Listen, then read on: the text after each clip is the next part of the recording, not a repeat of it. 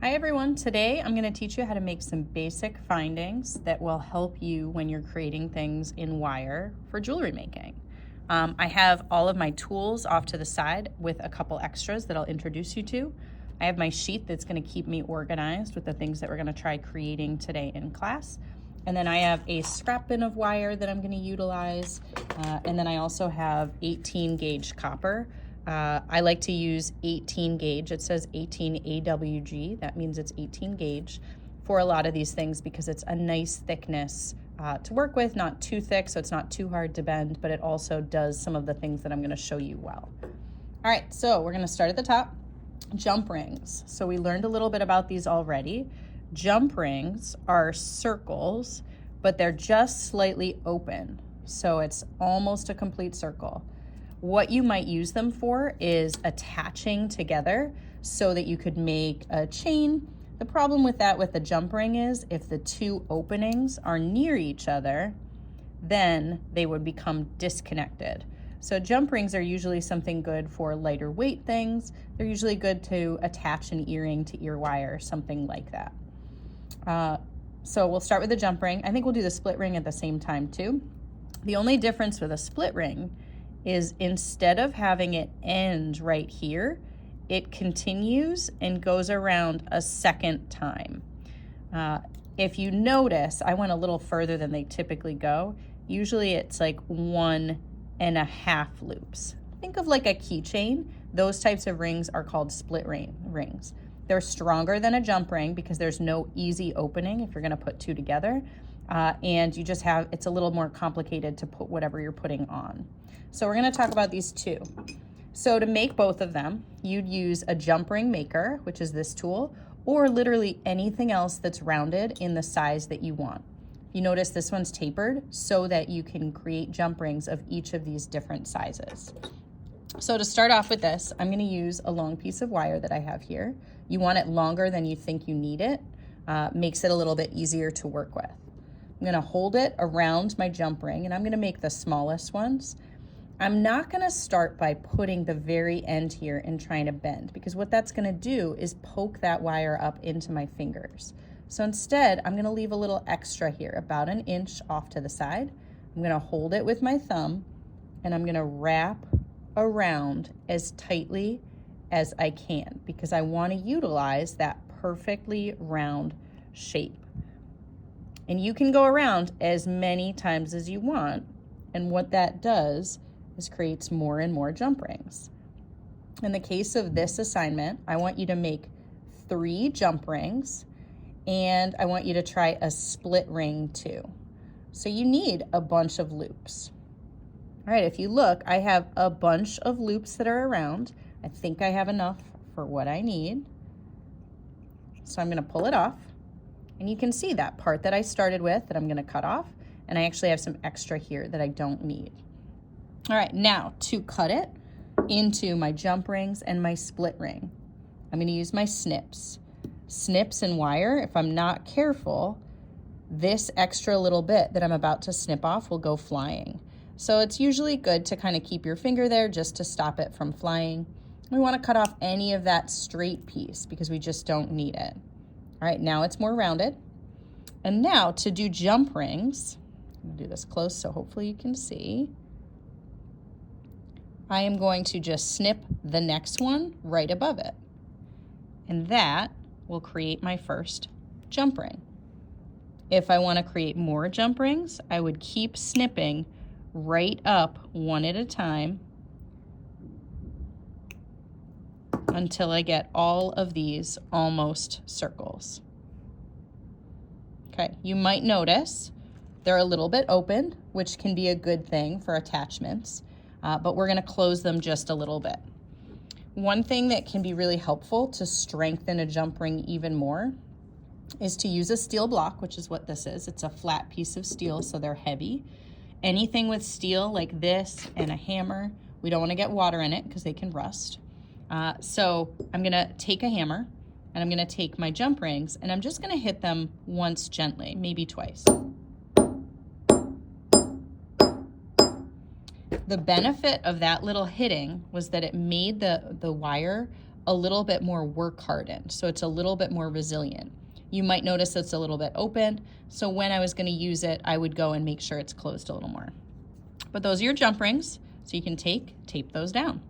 The split ring, I just made all the loops, so I'm going to do the same thing, except instead of cutting it right at the half or the same point that it was cut already, I'm going to go a little bit further.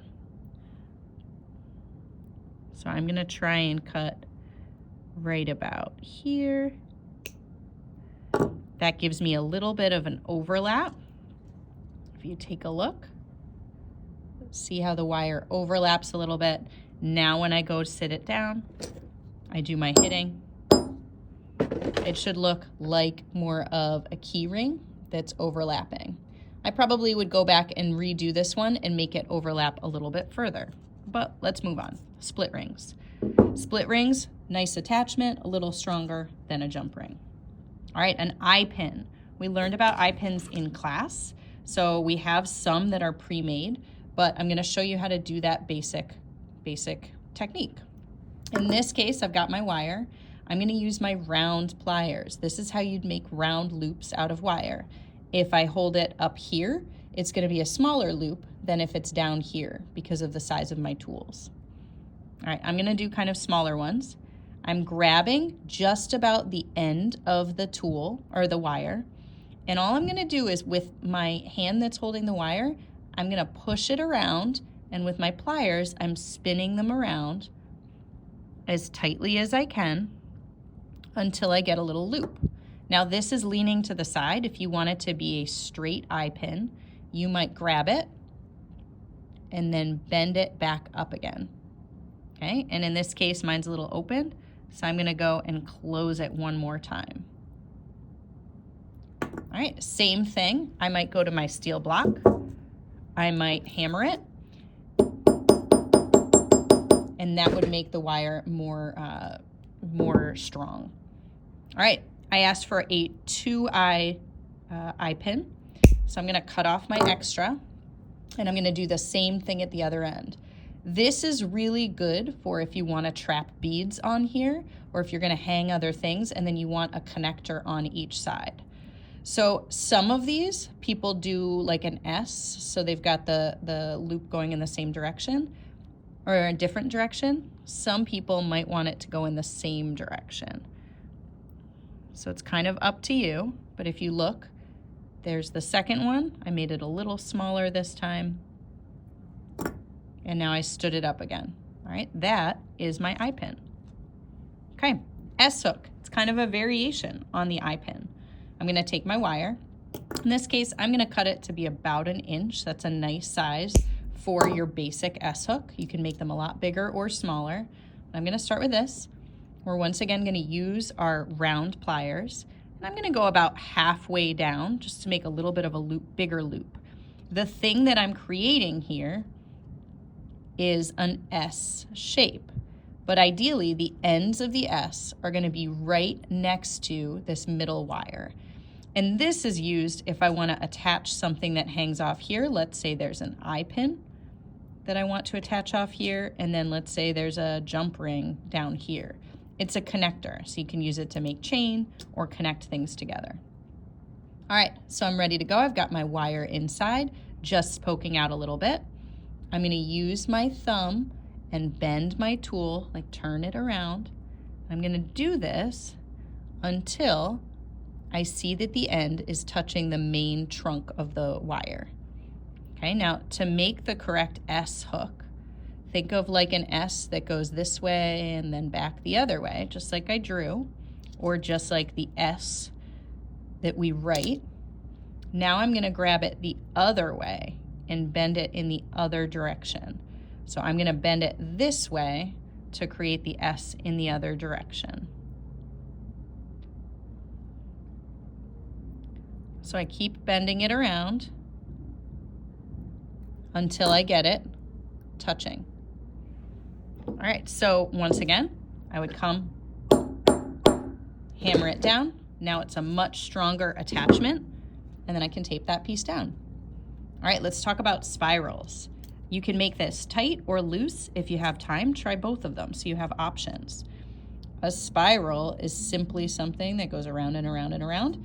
This is typically something you'd use for decoration, right? It might be that you have this at the bottom of something you're creating. Maybe you have an eye at the top to attach it to somebody else or something else. And so the way you would do it, you take your wire. I'll show you kind of more closed and more open. If I'm going for something that's more closed, I'm gonna grab it as close to the end as I can and twist as tightly as I can. Okay, pretty close. From here, I could go with my flat pliers and I could kind of crunch it closed a little bit further. But then you can use your flat pliers almost like sandwiching it in. So I have the little loops sandwiched in, and now I'm gonna push the wire around, and I'm just slowly turning it as I go to try and get it right up against the wire that I had previously. So I'm going around and around and around. The more you practice this, the tighter the spiral can be. But you can see I'm just kind of moving it back and forth and back and forth. Now at this point, I could add an eye on the other side. I could go back and use the steel block to kind of flatten it, or I could just leave it as is because I've got my spiral. All right, the last one, flattening or texturing wire. This is kind of a fun part. You can do it with any type of wire really, but something that's super thin, it's not gonna have a lot of ability to flatten because there's not a lot of material there, and texture might be less visible. So I'm gonna start with this piece just to kind of walk you through it and have you see it a little bit better. I'm gonna do just the end. Okay, so I'm taking my hammer. In this case, if I want texture, I might use the rounded, but I'm gonna start with flattening it some. So I'm gonna take it and start flattening.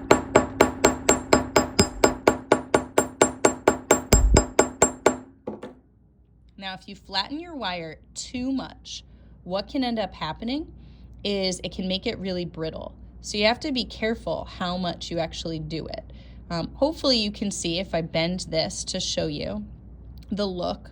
The look is just a little bit different when it's flattened. It gives a little bit more of a bold line because it's a little bit thicker. I'm gonna do just a little more.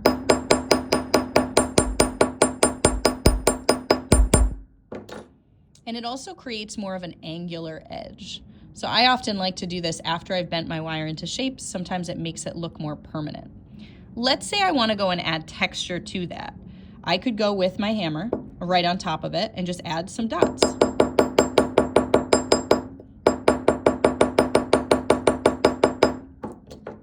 If you notice, it now has this cool texture on it.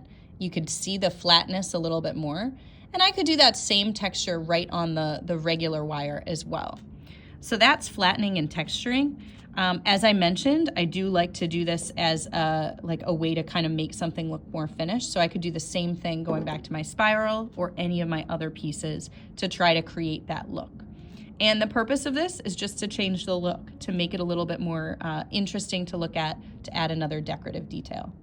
All right, so those are our findings. So you want to list what it's used for, draw a picture, and tape down your examples today.